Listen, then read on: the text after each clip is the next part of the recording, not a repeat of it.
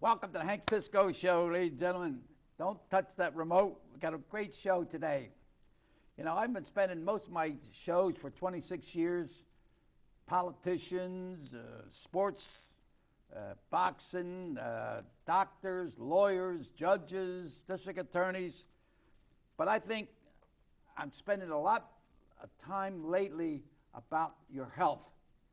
And I've had my heart doctor on this show. I've had my hip replacement doctor for hip replacement, my eye doctor, and everything. But now I got my guest today is someone that takes care of you afterwards. I was a former boxer, and we had after the fight, if you had a cut eye or something, it was so important to get it stitched and take care of it. You know, the operation is important. The operation could be successful. But convalescing, if you don't take care of yourself after the operation, convalescing, taking care of yourself, you're going to mess up on a successful operation. You got to take care of yourself from the beginning to end. And I'm talking to someone here that after I left the hospital, heart operation, 95% coverage, blockage. And they opened it and everything. So then afterwards, I was kind of weak. And they sent me home, rehab. And I met, and this guy knocked on my door. I mean, he's about 6 foot something, you know. He says, hey, Cisco, he says, I'm here to get you back in shape. And I want you to meet him. And now he is in a new career on helping people. He's been helping them at Einstein Hospital, great hospital. That's where I had my heart operation. And I want you to meet him. In this corner, Wayne, 200, and Pat, tell him who you are, your name, land, and everything. Tell him. Pat Altenor, physical therapist. It's an honor to be here. Physical therapist, right? Physical therapist. I put you back together, and that's how we met, putting you back together. Well, you come to my house. That's right. And you were ready to go. We just had to convince you that you were okay, and we had to bring your spirit up and let you know that it was all right to get out there and walk again and attack life. And it's good to see you here today, back to doing what you do, and I'm honored to be here with you today. Well, you know, your personality had a lot to do with my recovery. You know, you come to my house and you give me the exercise I had to do and everything, but the warmth that you bring is so important. You know, you didn't treat me like a number to just come in, boom, boom, boom, boom, boom, boom. In fact, you're local. Yeah. Your daughter goes to high school. What's her name? My daughter is Sabrina Altenor. She's right here at the high school. Right here at Northtown High School. She better be in class right now and learning something right now. And yeah, right here, Northtown is in my backyard. I've been here off and on 35 years. I'm only 40, but 35 of them working here. Worked at the state hospital in my early career. Did some work with mental health early in the career. Went away to college. Now I'm a physical therapist, and you find that you have to work with the mind, even when you're dealing with the physical. Right. You got to work with the mind, too. You can lose a fight in the dressing room if you're not prepare your That's mind. Right. That's right. You prepare yourself for anything. You prepare to sit down and eat. You got to make sure you smell it, everything. You prepare yourself. That's right. You prepare yourself, get in shape to go before a fight, or you go get knocked out. That's right. Preparation. And so you're so important after the operation, after a sickness. Now tell me how you're helping people. As a physical therapist, been doing this 10 years, and you help people understand the life change that they've gone through. They might be a new diabetic. They might have just had a heart procedure. They might just had a knee replacement. You have to let them know early in the game, those first 14 days are scary. You come home from the hospital, and now you're home. There's no one bringing you your medicine every hour. There's no one checking in on you. My job is to come out there and get you back up the stairs. Get you back behind the wheel. Right. And put you back together, one piece at a time. Right. Well, now there's certain areas that you cover, and there's sometimes some people that don't have insurance, Yes. you know, and they just fall through the cracks. So you're there underneath these cracks, catching on to these. Tell me how you can help these people. You take, you know, I have volunteers that come to my house, and help with my wife that has Alzheimer's, you know, and so it's so important to have the different agencies. Now, what you do, you're helping people on recovery, but it's something that you're going to. Mother Teresa comes into Norristown and opened a shelter in Norristown because it was the poorest of the poorest. Norristown it's created like Chester. Yes. Okay, so we have a lot of people that need help in Norristown. We're coming back, but guys, people like you that will put both hands out, jump in both feet, and help people that need help. Now, tell me how you operate on that. Helping people to help themselves. My company's name is Compassionate Healthcare Organization. This vision is to help people help themselves. This company is designed for the uninsured out there. There is a lot of them, despite what's going on in our new healthcare environment, all the government programs, making insurance mandatory for people. There are people in between jobs. There are people who are new immigrants to our country. There are people who might have just came home from our incarceration. There are people who are just poor, who don't have health insurance. They show up at our emergency rooms very, very sick, and the emergency rooms have to write off these expenses. Sometimes I talked to a person up at the Einstein one time. They charge people $100, and that's all that the hospital gets sometimes for giving CAT scans and x-rays and everything that goes on in there. But the most important part of what I do is I want to be there for when you come home, because look, listen, all these companies, there's a whole lot of companies that are lined up to take care of you if you have insurance, if you have Medicare, if you have the HMOs. You have it, yeah. But I want to be there for the uninsured people who are coming out of the hospital, Right. who are going to some of our doctors and having to pay out of pocket, but there's no follow-up for them when they get home, and that's where we come in. Well, you know, I have to rely a little bit on family services to assist and help with my wife. I'm not a rich guy. I just go on my pension. Right. So if I don't have family services come and sit with my wife, otherwise I would be home. That's right. You know, I wouldn't be able to do some of the things I do here, like this show here. I don't get paid for this. I get paid weekly, very weekly. In Italian, they say, I get paid shibudri. Shibudri make you cry. But no, but I like what I'm doing because it helps me. When I'm helping somebody else, do good, forget. Do bad, regret. And that's it. And when you come now, you tell me something about yourself now. I am physical therapist, 10 years. Norristown's in my backyard. Right. You don't have to go far to find poverty. I've been doing my homework for the past 6 months here as this company has been emerging. It's a new company, and I come from local, went to Temple University, went away to Maryland for my physical therapy, and now I'm back home. Like I said, I've made my fair share of help with people who are uninsured. I had a vision. I got this from a patient. A patient of mine used to talk about how he went into poor communities years ago and helped people get houses. He was a patient who went and helped them with HUD housing a year ago. And he planted a seed that was a vision for me that really has grown now. Yeah. And I want to leave a legacy. I want to do some good and help the people out there. Well, now, you know, you just can't. It's nice to volunteer and everything, but it's good. You need a little bit of green fold and stuff. We need money. We need money. Yes, we do. Donations. You know, the same thing with Mother Teresa. She's down there feeding kids, and she operates on donations and people sending food and sending money and keeping things going. So you're helping here. So do you have a phone number or give them some information where people can send some money, donations, or ask some questions and need help? Yes. People are ashamed to ask for help.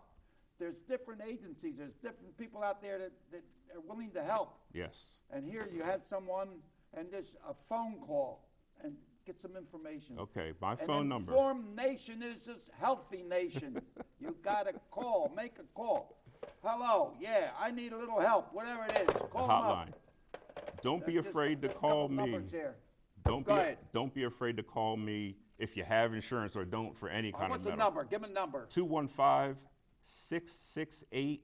7100, 7100. Try to get put this on the screen so people can call. Yes. Phone. And now, do you have a website? The or what do they call website it? is www.compassionatehealth.org, O-R-G.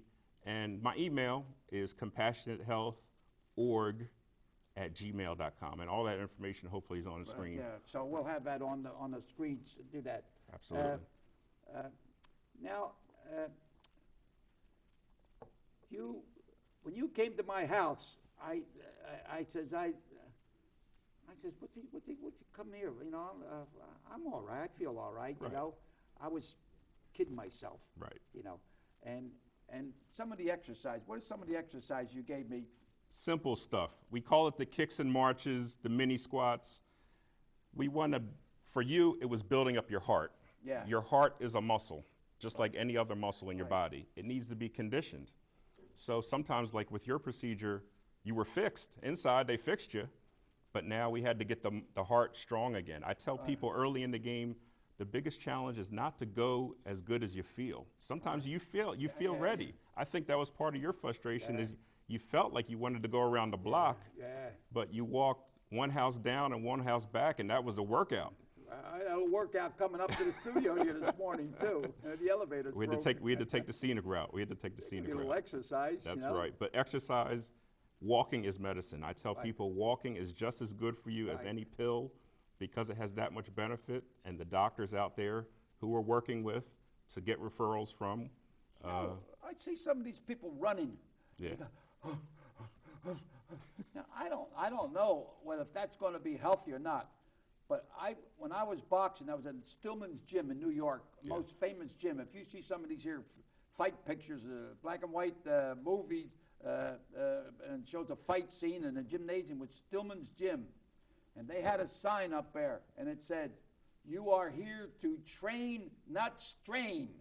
So you don't knock yourself out before the fight. That's right. You know, That's you right. take it easy, you loosen up and everything, but you don't go exerting yourself. Preparation. You know, The preparation. and so then it was something. My legs were moving up like here. It right? doesn't take much. And I think that surprises people is, what is this guy going to do for me?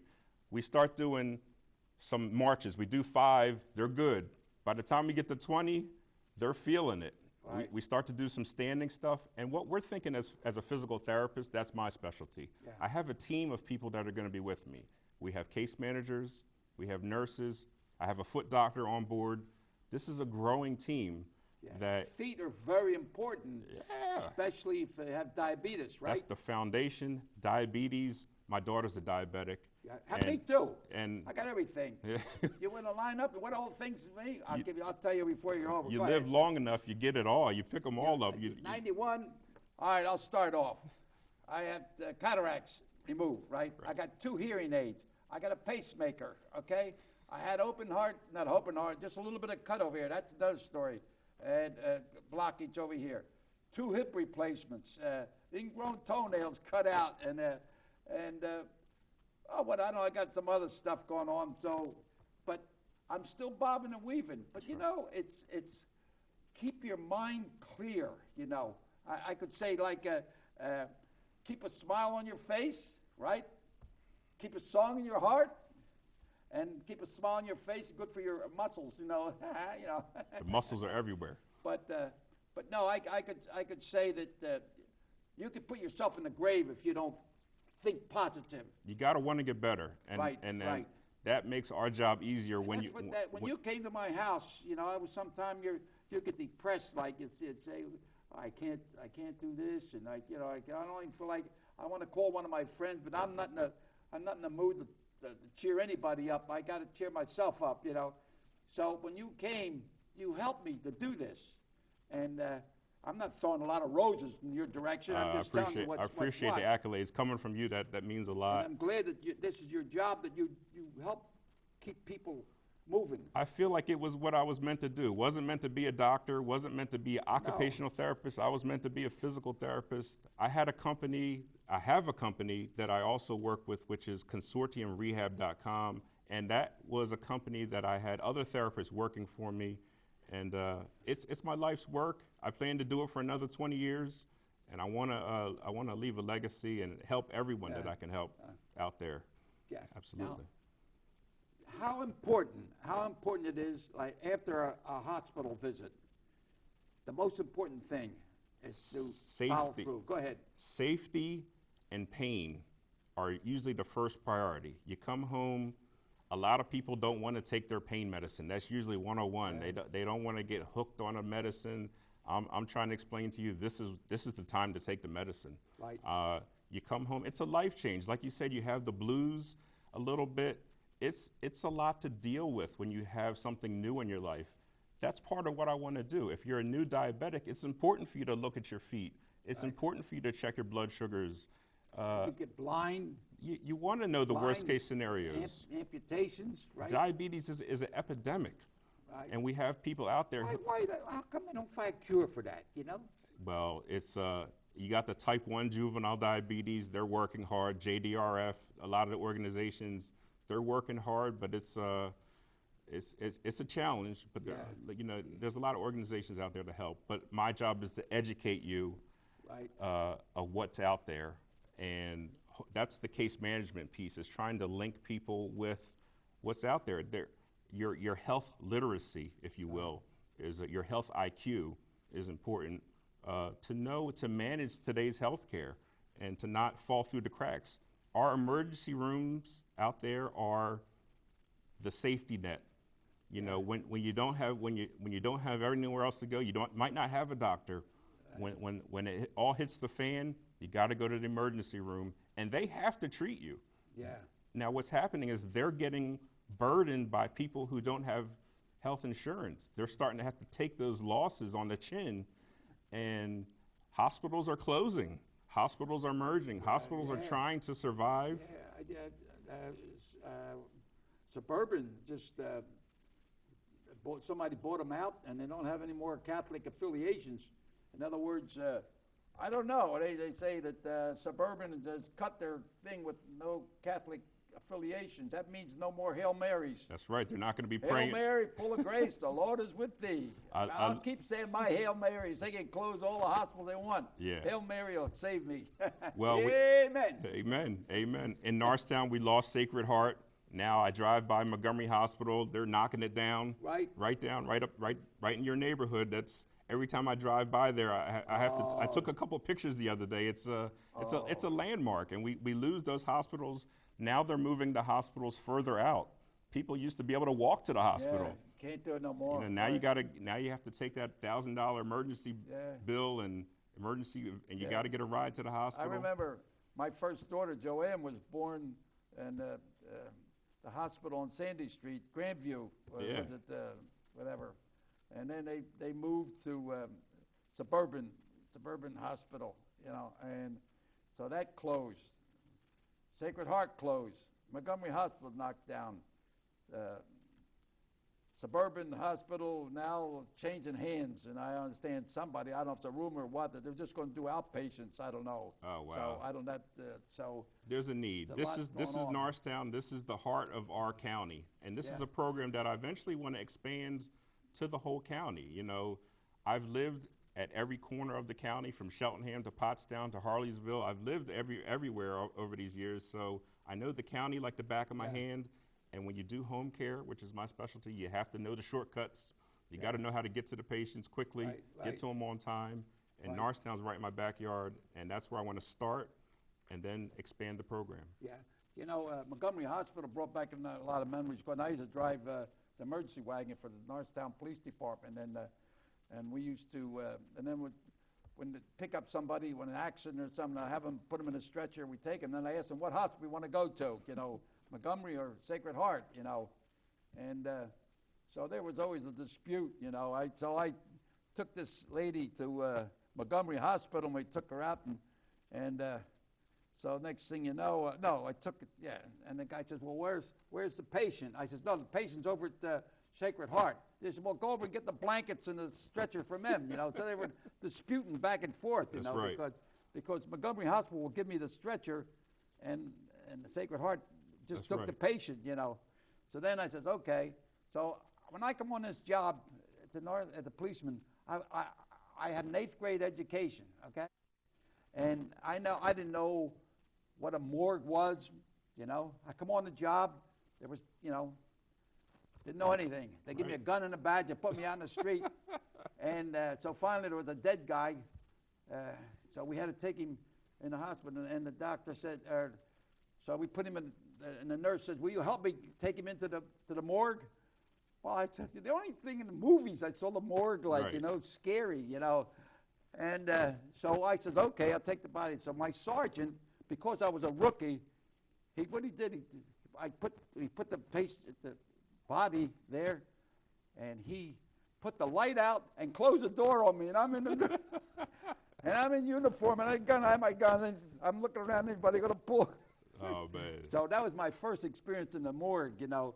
But when I see that building coming down, how many people I brought in there, the people were going to have a baby, there were accidents, and people were sick, you know, and I got to know the doctors and nurses in the emergency room. It was really, you know, it's sad to see that. It was a community hospital. As an Einstein employee now, with full disclosure, I spent some time with those folks when they were moving to the new hospital. You know, the Einstein is the big deal now. And, you know, it was a transition. It was one thing when you'd be able to holler down the hall to the next nurse's station. You knew who everyone was when you came there. Now things are changing. Things are changing. Everything, boom, boom, boom. You got some long hallways up there at the Yeah. Einstein too to deal with. That's our challenge, is to stay ahead of today's healthcare changes, the laws, the insurance. Yeah, been a lot. I mean, on my first hip replacement, Dr. Paleo, I stayed in the hospital for 1 week. I had a lot of pain. My convalescing was another week in the hospital, and then convalescing at home for another week. Now, 8 years later, the other hip went, and it went over. I only in the hospital for 3 days. I had no pain, and in a week or so, I was driving. So I asked the doctor, well, how come the first time I had a lot of pain? He said, well, this time they have something they put in intravenous that kills the pain, or you don't have no pain, you know. And then the first time it was like a metal joint here. So I have metal over here, and then over here is some kind of bone, like whatever it is, plastic or so, and it sort of grows in there. So I'm walking with, but I'm doing all right, you know. Things change. These procedures changed over time. 20 years ago, when you got a knee replacement, my goodness, the scar was like half your leg. Right. Now it's just a little cut. These surgeons, Dr. Paleo, Dr. Mekowitz, I see a lot of their people, and they're getting better and better. Those guys work 24 hours a day, and they get better with the new procedures, the new techniques. Right.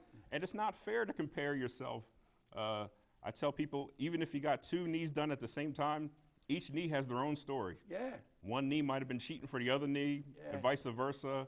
And that's rely on the other. That's part of what I do, is I try to instill my confidence of, I can see how you're going to do 8 weeks from now. I have that ability to see, oh, this person 8 weeks from now, this is their goal. Everyone's goals are individual. And, you know, some people want to get back to hunting. Some people just want to be able to walk around the block. Right. You gotta meet them. And like you said, I'm not here to preach to you. This is a team effort. No. In today's healthcare, you're part of the team. And for those who don't have insurance. That's what they do. Like, you had the first time that I had the hip replacement, I was recovering by myself. The second time, we were 4 or 5 different people at one time taking therapy in the hospital. And you had somebody to talk to. You wasn't like lonely and all. Yep. So there's so many things. You can the first time that I had chemo with I had the, what do you call it, cancer, the stomach, colon cancer, yeah. You beat so that. they operated on it, and I had to get what do you call it, the chemo. You had to go there and what do you call it, intravenous. Yeah, and what kind of medicine they put, I forget. Not tons of them. There's so many types of chemo, but you had to go there and get hooked up to it. They hook it up so I had another lady sitting right across from me, and she was like pale, and she was getting the chemo, and so I look at her, and she's eating ice, and I got very depressed, feeling so bad for this lady, that every time that I leave there, I left very depressed. So I asked the doctor to change my date, so I don't have to look at this lady for 45 minutes. Right. And the next thing you know, I left it all right. So finally, everything all right. Couple of weeks, next thing you know, she's back there the same day I'm there. I said, oh my God. So finally she's standing there, she had her head, and all of a sudden she lifts her head up and she says, you're Sergeant Cisco, aren't you? And I says, yeah. She says, my father used to be a policeman, used to work with you. I says, oh my God. So we thought, and I felt good. Yeah. And that was going on. I left there happy that she could talk to me, you know. So mentally, you can put yourself in the grave. You don't want to feel like you're alone. No. You know, you want to feel like there's a team of people out there to help you. Home care, that's what it is we're bringing the team to you. Right. You know, and we're that important piece between the hospital, you come home, and sometimes people graduate and they go to outpatient therapy. I used to work in outpatient therapy. I used to work for Temple University, inpatient. I was the first guy to pull you out of bed that first day after the hip when you're like, are you serious? We got to get out of bed today? Yeah, there's no such thing as bed rest anymore. Let's go. We got to get in the chair. And you just got to, you know, you have to have that vision. That's what I have. I had the vision now for the company, and that's what. Now, I want to get in touch with you. Give me a Yes. phone number. 215-668-7100. The email is compassionatehealth.org. All right. Now, you doing this volunteer work, and you could use some funds. I mean, Yes. some grants or something. Somebody should be able to help out there. So, ladies and gentlemen, you know, if somebody needs a little help, send some money. That's you know, right. And get in touch with them. Just make a phone call. Pick up the phone. You know, hello, Pat. Yeah, I saw you on the Hank Cisco show. I want to help you. Okay, good. All right. Thank you. Send the check. Thank you. That's all. It's a big deal for me. I'm excited to share that we are what you call a 501(c) company. Oh, good. That is tax exempt. Tax exempt company. Good. So you're not coming from outer space. No, you make a donation, you get a tax break. You know, we have some gifts that we're going to start to come up with. We're going to start some fundraising. We are writing some grants for some money out there. Well, if I can help you in any way, I'd be so happy to do that. So, ladies and gentlemen, thank you so much for allowing us to come into your home. And I'm so happy to have doctors and home care and people to help out. And my show's going to be, from now on, I'll have some politicians and some lawmen too, but I want everybody to take care of their health. Health is wealth. Right. Health is wealth. You got that. And when in doubt, check it out. Okay. All right. Here we go. Allah salud. Salud. Here's to your health. When you got your health, you got everything. Allah salud means to your health in Italian.